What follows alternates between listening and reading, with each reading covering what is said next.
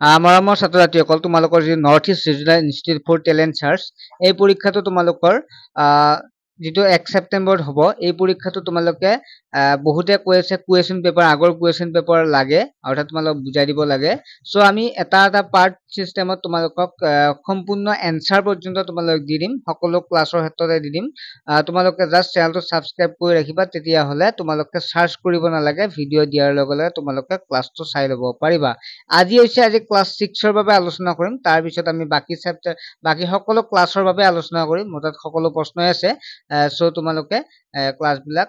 ভালদৰে চাবা ইউটিউবতে দিয়া হ'ব কোনো ধৰণৰ হোৱাটছআপ বা তেনেকুৱাকে দিয়া নহয় যিসকল ছাত্ৰ ছাত্ৰী হোৱাটছআপত খুলি আছে তোমালোকে ইউটিউবত পাই যাবা ঠিক আছে গতিকে আমি আগবাঢ়িছো এতিয়া চোৱা তোমালোকে পৰীক্ষা যদি আমি চাও তেতিয়া হলে প্ৰশ্ন কেনেকুৱা আহিছিল ইয়াত চাবা তোমালোকে ইয়াত ইংলিশ পাৰ্টত আছে 10 মাৰ্কস আহে 2 নম্বৰকে অৰ্থাৎ 10টা প্ৰশ্ন আহে ইংলিশ পাৰ্টত 10টা প্ৰশ্ন আহে 2 মাৰ্কসে 20 নম্বৰ আহে ঠিক আছে ইংৰাজীত কেই নম্বৰ আহে 2 নম্বৰকে 20 নম্বৰ এটা মাৰ্কস এটা প্ৰশ্ন 2 নম্বৰকে টোটাল 20 নম্বৰ আহে অৰ্থাৎ 10টা প্ৰশ্ন আহে ঠিক আছে এটা প্ৰথম প্ৰশ্নটো আহিছিল ইয়াত চাবা তোমালোকে প্ৰথম প্ৰশ্নটো কি আছিল a place for keeping the book for study ইয়াত কি কৈছে যেতিয়া আমি পঢ়িবৰ কাৰণে যত কিতাপ ৰখা হয় হেতু আমি কি বুলি কওঁ তোমালোকে নিশ্চয় গম পাইছা পুথিভঁৰাল বুলি কওঁ অসমীয়াত আৰু ইংৰাজীত কি বুলি কওঁ লাইব্ৰেৰী বুলি কওঁ হয় নহয় গতিকে সি টো হ'ব ইয়াৰ শুদ্ধ উত্তৰ অৰ্থাৎ লাইব্ৰেৰী হ'ব ইয়াৰ শুদ্ধ উত্তৰ ঠিক আছে বুজি পাইছা নিশ্চয় যে কি বুলি কওঁ লাইব্ৰেৰী বুলি কওঁ যে কিতাপ যত ৰাখা হয় তাক কি বুলি কয় লাইব্ৰেৰী বুলি কওঁ নেক্সট প্ৰশ্নলৈ আহিছো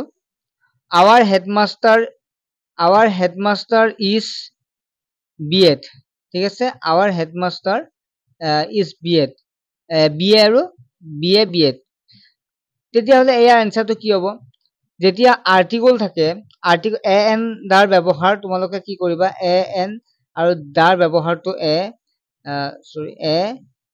an আৰু দা এই ব্যৱহাৰটো আমি এটা ক্লাছত সম্পূৰ্ণ বুজাই দিম আমি টপিক গিলা বুজাই দিম গতিকে আমি an দাৰ যদি ব্যৱহাৰ চাও তেতিয়া হলে ইয়াৰে শুদ্ধ উত্তৰটো হ'ব এটো হ'ব ইয়াৰ শুদ্ধ উত্তৰ অৰ্থাৎ এ হ'ব ইয়াৰ শুদ্ধ উত্তৰ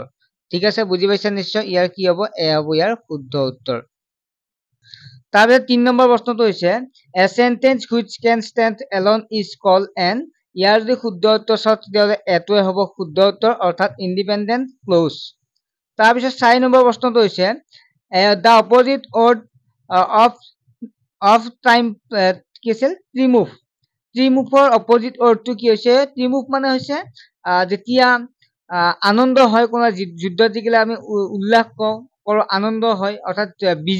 বিজয় বুলি ক'ব পাৰো যত জয় হয় আৰু কোনো এটা জিকা ক্ষেত্ৰত হয় আৰু ইয়াৰ অপজিট হ'ব ইয়াৰ ফেইলাৰ মানে হৰা অপজিট বুলি কৈছে উল্টাটো কি হ'ব ফেইলাৰ অৰ্থাৎ হাৰাটোক আমি কি বুলি কম তাৰ অপজিট হ'ব ঠিক আছে নিশ্চয় বুজি পাইছা তোমালোকে তাৰপিছত নেক্সটটো আমি যদি চাও তেতিয়ালে কি হ'ব নেক্সটটো আছে 5 number the plural form of কাউন্ট্ৰিৰ প্লুৰেল ফৰ্ম কি হ'ব আমি কাইলৈ ইয়াৰ ওপৰত এটা ভিডিও প্ৰস্তুত কৰিছো যত চালে তোমালোকে বুজিয়ে পাবা ইয়াৰ শুদ্ধ উত্তৰটো হৈছে কাউন্ট্ৰিজ ঠিক আছে কেনেকুৱাকে কৈছিলো মই কাউন্ট্ৰি ইয়াত শেষত y থাকিলে কি হ'ব y থাকিলে এটো ওদে y থাকিলে আৰু তাৰ আগতটো কি হ'ব কনসোনেন্ট থাকিলে কি হ'ব ies y ঠাইত কি হ'ব ies হ'ব ওদে COUNTRIES তোমালোকে ভিডিওটো চোৱা যদি চাই লবা মই ভিডিওটো ধুনিয়াকে বুজাই দিছো তেনেকুৱা প্ৰশ্ন আহিব ঠিক আছে নেক্সট হল 7 নম্বৰ প্ৰশ্নটো হৈছে 6 নম্বৰ প্ৰশ্নটো হৈছে কনস্ট্যান্ট ড্ৰপিং ইয়াৰে হ'ব শুদ্ধটো হৈছে ওয়াৰ্স হ'ব কাৰণ কিছুমান প্ৰভাৱছ হয় যে কনস্ট্যান্ট ড্ৰপিং ওয়াৰ্স এৱে এ ষ্টন কিছুমান কনস্ট্যান্ট যেনেকুৱা মৰ্নিং শোজ দা ডে মানে মানুহ মাত্ৰে ভুল হয় বা যি লাইভ আহে তাৰ দুপাতৰ চিন এনেকুৱা প্ৰভাৱছ বিলাকো আহে গতিকে তোমালোকক মই প্ৰভাৱছৰ ওপৰত এটা ক্লাছ আনিম গতিকে ইয়াৰ যে শুদ্ধ উত্তৰ চাম তেনেহলে ইয়াৰ শুদ্ধ উত্তৰ হ'ব বি টো হ'ব শুদ্ধ উত্তৰ ঠিক আছে ওয়াৰ্স next is the past tense of dream গতিকে ইয়াৰে যদি চাও পাস্ট টেন্স ড্ৰিম মানে সপোনৰ পাস্ট টেন্স কি হৈছে এ হ'ব তেনেকুৱা আমি ভাৰ্বল লিষ্টখন আমি চাব লাগিব ঠিক আছে ভাৰ্বল লিষ্টখন মই বিষয়ে মই আলোচনা কৰিম ক্লাছ বিলাক চাই থাকিবা চেনেলটো সাবস্ক্ৰাইব কৰি ৰাখিবা দা অপজিট ৱৰ্ড অফ যিটো আছে সেভাৰে ইয়াত চেভাৰৰ অপজিট অৰ্থ কি হ'ব ইয়াত হৈছে মাইল্ড হ'ব ঠিক আছে MILD নেক্সট হৈছে 9 নম্বৰ হৈছে the science which studies about animals life যদি আমি বন্য জীৱ-জন্তুৰ বিষয়ে বিজ্ঞানত আলোচনা কৰাক আমি কি বুলি কওঁ জুলজি বুলি কওঁ ঠিক আছে জুলজিত আলোচনা কৰা হয় বোটানিত হৈছে উদ্ভিদৰ বিষয়ে আলোচনা কৰা হয় বোটানিত আৰু জুলজিত কি হয় প্ৰাণীৰ বিষয়ে আলোচনা কৰা হয় নেক্সট হৈছে one who is 80 years old যদি 80 বছৰ হয় তেতিয়া আমি তাক কি বুলি কোৱা হয় 80 ইয়াৰ্ছ ওল্ড বুলি কৈছে ইয়াৰে হ'ব সিটো হ'ব যেটো অক্টোজেনেৰিয়ান ঠিক আছে অক্টোজেনেৰিয়ান হ'ব ইয়াৰ শুদ্ধ উত্তৰ ছাত্ৰ ছাত্ৰীসকল তোমালোকৰ চেনেলটো সাবস্ক্ৰাইব কৰিবা নেক্সট পাৰ্টত বাকি সাধাৰণ গণিত তেনেকুৱা আলোচনা কৰিম চেনেলটো সাবস্ক্ৰাইব কৰি ৰাখিবা ঠিক আছে নেক্সট এটা ক্লাছত লগ পাম যিসকলে ভাল পোৱা লাইক এটা কৰি দিবা ওকে বাই